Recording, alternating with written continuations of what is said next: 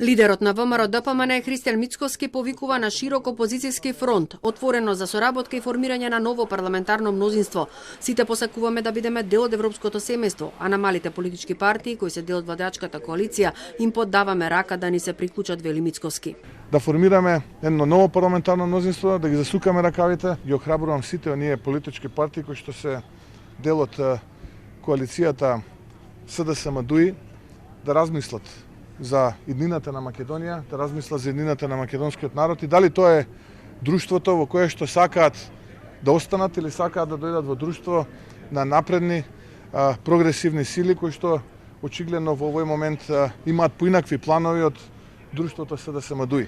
Соработката во вториот изборен круг продолжува со Алијанса на албанците и Алтернатива. Во текот на денешниот ден остварен е телефонски разговор со претседателот на Алтернатива Африм Гаши, кому му било понудено да биде дел од новото мнозинство во Советот на Скопје и другите општини, во кој ВМРО-ДПМН има добиено градоначалници. Во текот на утрешниот ден Мицкоски ќе разговари со лидерот на Алијанса Зиједин Села. За поддршка на кандидатот за градоначалник од ВМРО-ДПМН во Кичево уште не е разговарано. Арбен Таравари ги оцени како спин пишувањата дека наводно неговата партија дала зелен сигнал на своето членство да гласа во вториот изборен круг за кандидатот од ВМРО-ДПМН.